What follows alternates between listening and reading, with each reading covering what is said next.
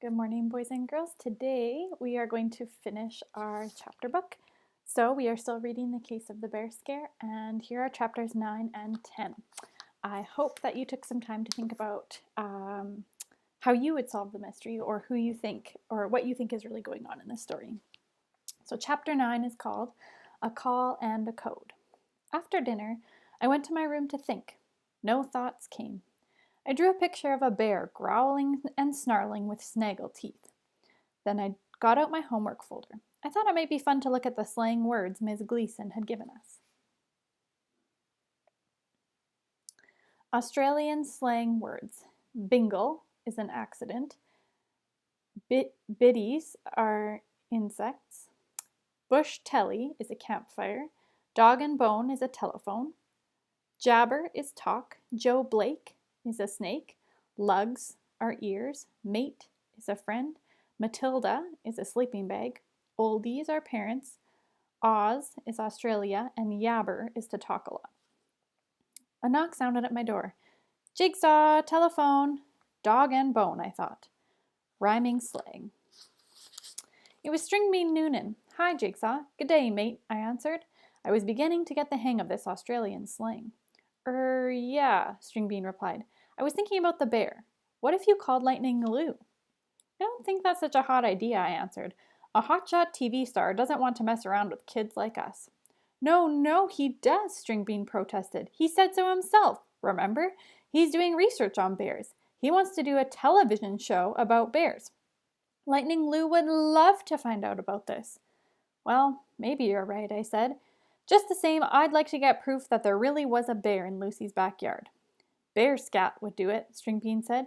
Yeah, I murmured, the real poop. And if you found bear droppings, then you would call Lightning Lou? Stringbean asked. In a heartbeat, I answered. There was a long silence on the end of the phone. Jigsaw? Yes, Stringbean. Can I come? I mean, if you do call Lightning Lou, it would be great to meet him again. He's sort of my hero. Sure, Stringbean, I answered. You'll be the first to know.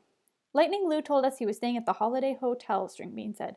I even looked up the phone number for you. I wrote down the number and said bye. It was a good thing to do, too, because my lugs hurt from all that jabbering. Before bed, I wrote a message to Mila. We send all our messages in code. I used a vowel code. See, the 5 vowels are A, E, I, O, and U. When you use a vowel code, you switch the vowels a little. The vowel A in the real word becomes E in the code word. E becomes I becomes O becomes U, and U becomes A. My message was simple. O Jeberid wath strong bien on the dog and bunny.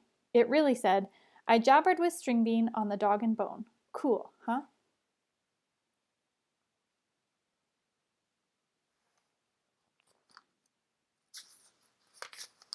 Chapter 10, Scat. Mila and I went back to Lucy's house bright and early Sunday morning. We found Stringbean Noonan waiting for us on Lucy Hiller's front steps. Lucy sat beside him. I thought you might need some help, Stringbean offered. Thanks, I replied. Okay, let's spread out and watch where you step. What are we looking for? Lucy asked. Winnie the Pooh, I joked. Lucy made a face. On second thought, I'll wait inside. A few minutes later, Stringbean cried out, Found one!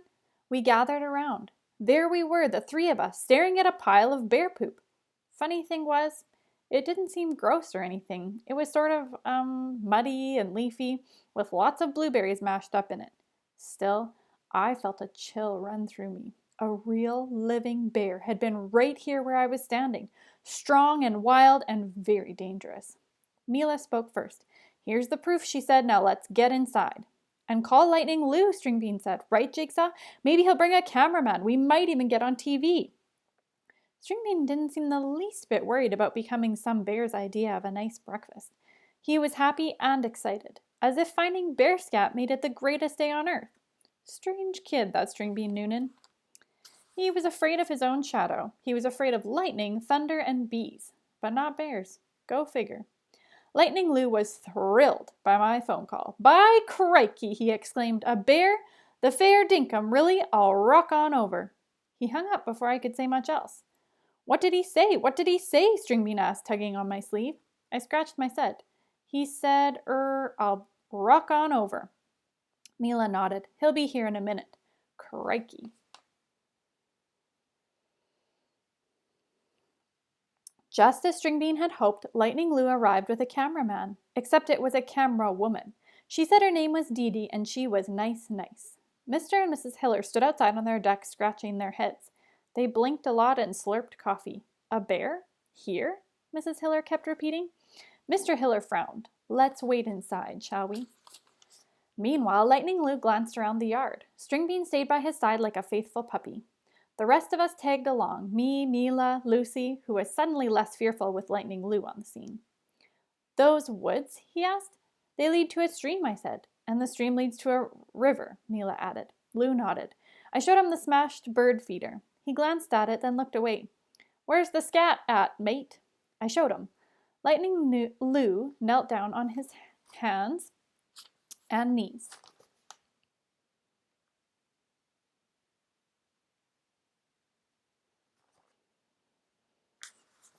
The size is right, but something seems dodgy about this.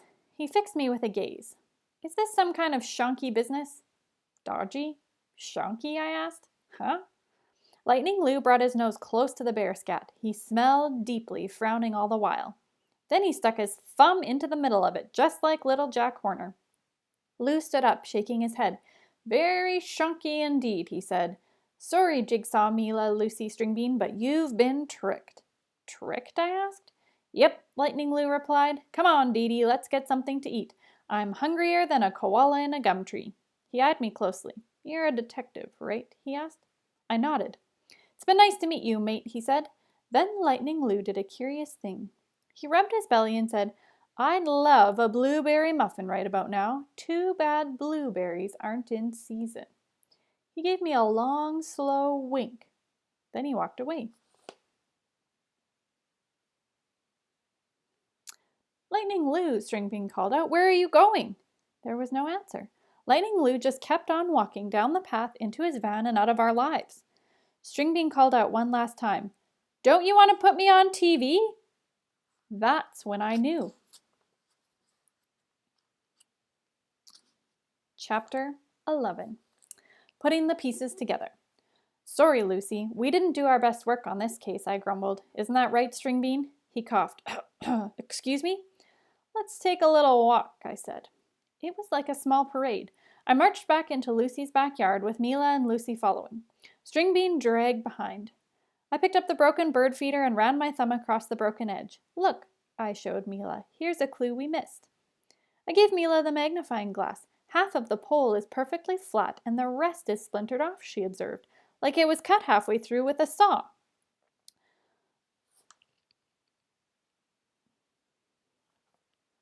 I looked at what was left of the pole and handed it to Stringbean. Go ahead, try to break it. Stringbean frowned. He handed the pole back to me. I gave it a try. Nothing doing. This pole is pretty thick, I explained. A bear could break it, but a skinny kid? No way. He'd need to cut it halfway through first, then he could break it. Lucy glanced at Stringbean. Stringbean became very interested in the tops of his sneakers. He stared down in silence. The next clue was even easier, I said, but we missed that one too. I led them back to the pile of bear scat, or whatever it was.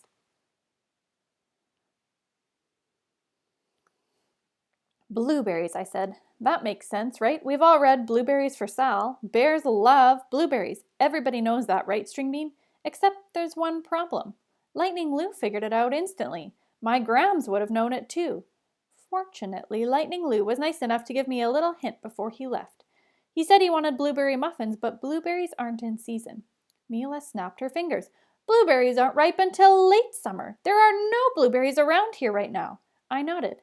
Isn't that right, Stringbean? He shrugged.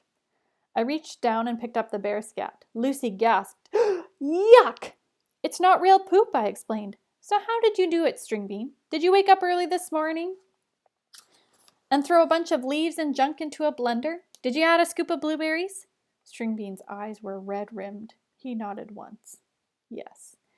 It's okay, Stringbean, I said. I think I know why you did it. You wanted to be on TV. You wanted to be friends with Lightning Lou. It was that simple.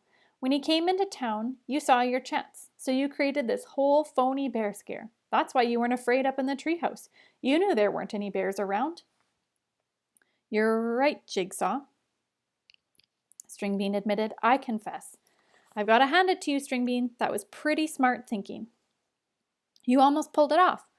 I looked around Lucy's backyard. You picked the perfect place, too. The woods, the stream, it all made sense. I'm impressed."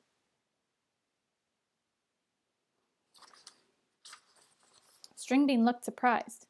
"You are?" I smiled at him. "Sure I am, mate."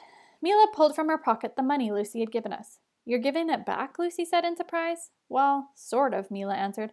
"I think Stringbean is the one who should pay." "Agreed?" I asked him. Stringbean nodded. In fact, he looked relieved. And that was that. We'd solved another case. Call it the bear scare that wasn't. Only this time, we could not have done it without the help of Lightning Lou. Crikey. I went home that afternoon and sat by myself doing puzzle after puzzle. I thought about Lightning Lou and Lucy, but mostly about Stringbean Noonan. Just a skinny kid who nobody noticed much. He wanted to be friends with a TV star. Go figure. I picked up the last puzzle piece. I turned it this way and that in my hand. Then I slid it into place. Suddenly, Rags, our living, drooling doorbell, started barking. My clock read exactly 3:59. Stringbean Noonan, I figured. Right on time. "Here's the money I owe you," Stringbean said.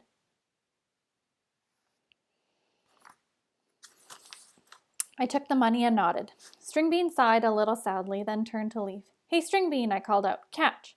Lightning Lou's hat sailed through the air and into his hands. Stringbean's eyes widened. Without thinking, he put it on his head. Stringbean smiled brightly beneath the brim. "It looks good on you," I said. "Keep it." "What? Keep it? Really?" he stammered. "Sure," I replied. "Besides, I kind of like my old hat." "Thanks, Jigsaw," Stringbean said. "Thanks a lot." He took a step toward me, then another. At first I was afraid he wanted to hug me, but instead he sneezed. "Achoo!" "Bless you," I said. Then I went inside to change my shirt. Yuck. I hope you enjoyed it. We'll start a new book tomorrow.